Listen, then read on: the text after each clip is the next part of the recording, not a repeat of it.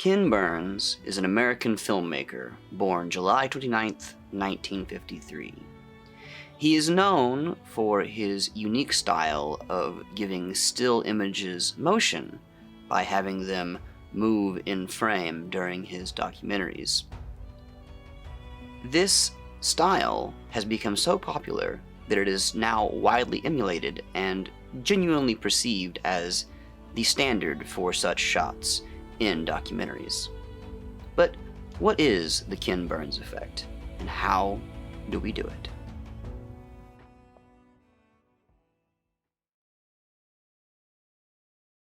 Alright, so the good news here is that, like pretty much everything we're doing in these tutorials, this is super easy to do in a digital format. First thing you want to do is get a still image onto your timeline. So I'm going to go ahead and select this one and just literally drag it on.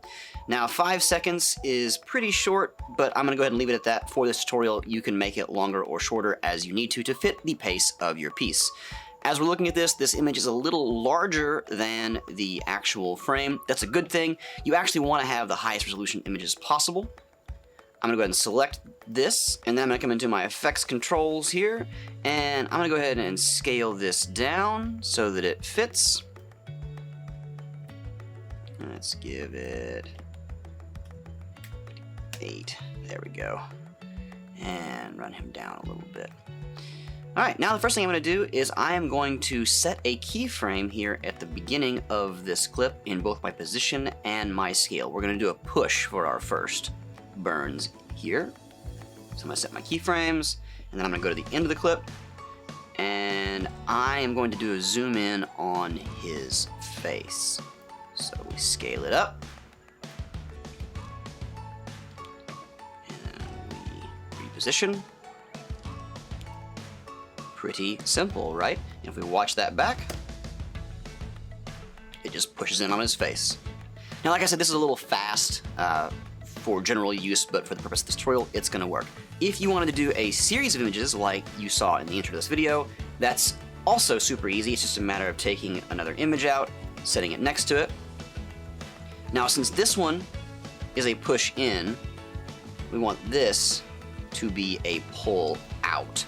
So I'm going to go ahead and set this, go to the beginning of the clip. We're going to bring it in on his face here. Alright, keyframe, position, and scale again. Go to the end of the clip, and then we're gonna scale it down.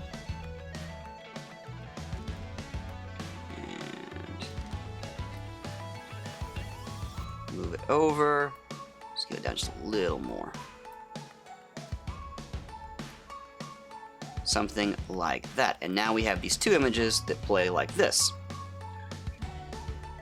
Now, the hard jump between images can be a little jarring, so sort of the most generic thing to do is add a dip to black. And so we're going to come into our effects window here.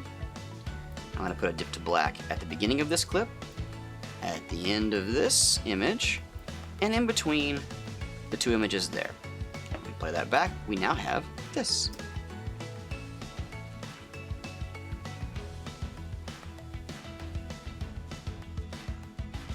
And if you wanted to, you could underscore this with music, you could have voiceover happening. It's really whatever you want to do. It gives some life to still images, and it's super easy to do in Premiere Pro. The Burns effect. Keep shooting, friends.